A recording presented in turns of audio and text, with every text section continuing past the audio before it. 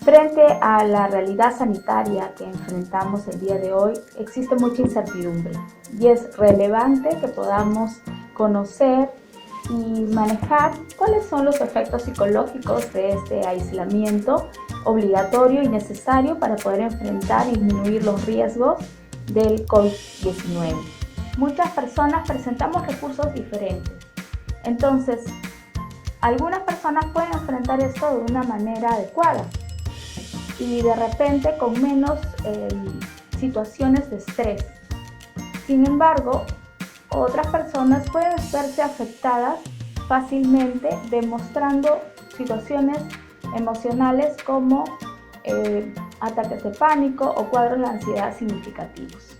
Existe diferente información sobre las medidas que tenemos que cumplir. Mantener e intentar actividades agradables. No de repente está condicionadas nuestras actividades a lo que dicen los medios, sino proponer actividades agradables. Mantener un contacto con la red social. Actualmente tenemos mucho contacto de diferentes formas y de diferentes medios con las redes sociales. Permitir y aceptar las emociones propias. Es importante que valoremos las emociones, las reconozcamos y podamos asumir estas emociones.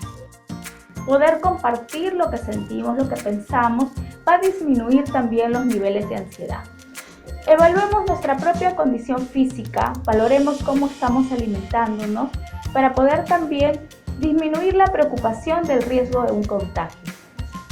También es relevante que en familia o con las personas que estemos conviviendo en este tiempo de aislamiento podamos tener espacios o incluso que den parte a un sentido de humor, a compartir de repente momentos agradables que nos permitan sonreír, que nos permitan reír. Parte de este aislamiento y el problema es que no tenemos mucho contacto y si solamente compartimos preocupaciones puede verse afectada nuestra salud mental. Es completamente importante que seamos optimistas. Mantener la esperanza va a hacer también que tengamos una visión favorable del tiempo que estamos aguardando a que disminuyan los riesgos durante esta pandemia. Mantenernos activos, entrenar un poco el aspecto físico, planteémonos objetivos breves que podemos cumplir en el día a día. Estos objetivos van a llevar también a que tengamos claras las actividades que podemos desarrollar. Es importante no caer en una hiperproductividad que nos lleve también a sentirnos más ansiosos. Debemos establecer momentos de descanso. De repente, si tenemos tareas, si estamos haciendo trabajos en casa, cada 45 minutos de trabajo establecer 15 minutos de descanso, de relajo, de repente comer una fruta en ese momento o conversar con la familia.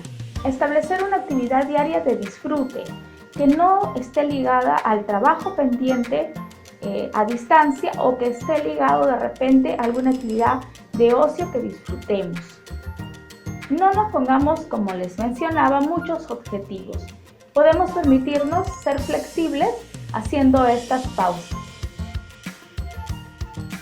¿Qué no debemos hacer? Seguir imaginando que esto va a empeorar o de repente el peor de los casos.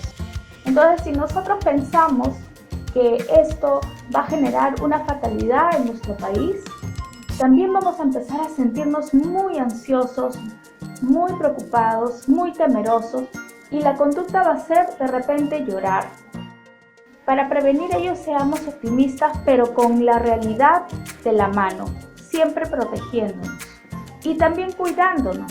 Tratar de dormir, por ejemplo, las horas correctas implica una conducta de autocuidado favorable en estos días. Dedicar también demasiado tiempo a leer sobre esta enfermedad implica que vamos a tener una sobreinformación que nos va a generar inquietud o también a compartir información que no es del todo correcta.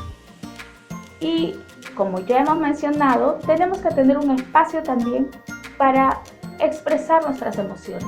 No se deben reprimir las preocupaciones, pero también hay que tratar de racionalizarlas y de empezar a contemplar ¿Qué es lo que podemos hacer desde nuestra instancia para tener mejores particularidades en el afronte? ¿Cómo explicarle a los niños entonces? Usemos palabras sencillas.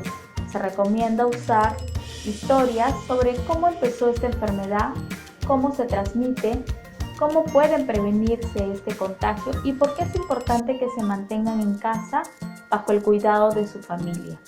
También, y de manera que puedan comprometerse con los hábitos de limpieza, que se practiquen junto a los padres, de repente lavado de manos, usando canciones o usando algunas poesías o refranes que los padres puedan enseñar a los niños y niñas. Tenemos otra población de alto riesgo en esta situación de aislamiento.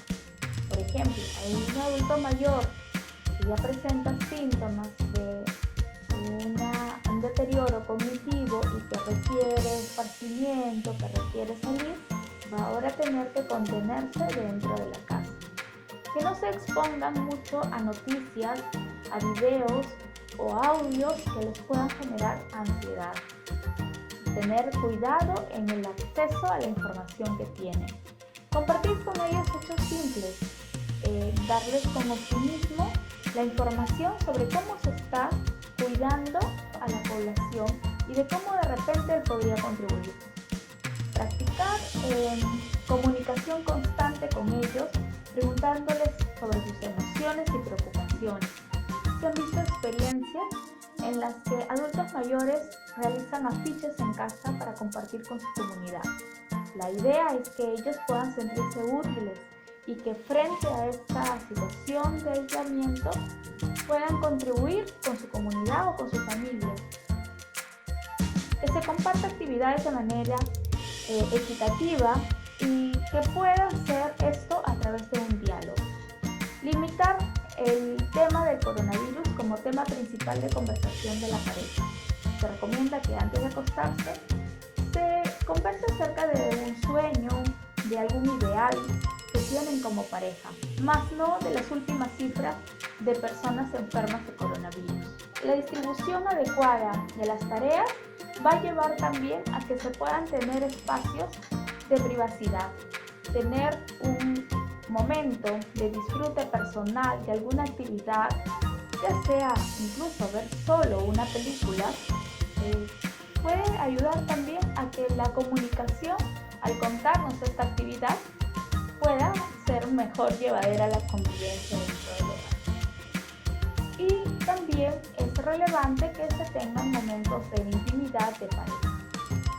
No olvidarse que esto debe estar de base con todo el amor, la paciencia y la tolerancia. Creo que como sociedad debemos unirnos para desarrollar acciones que nos lleven a un optimismo positivo, a tener y mantener la esperanza. Podemos escribir cartas anónimas y enviárselas a las personas que están enfermas y están aisladas. Podemos dar un plato de comida a las personas que no pueden salir porque están en riesgo. Adultos mayores, por ejemplo, que viven solos. En algunas comunidades, en algunos distritos se están organizando los vecinos y están llevando alimentos. Esas son de repente las noticias que tenemos que contemplar, que tenemos que escuchar para que nos mejoren el optimismo, para que mantengamos la esperanza y podamos ser más bien factores protectores de nuestras familias, de la comunidad y de nosotros mismos.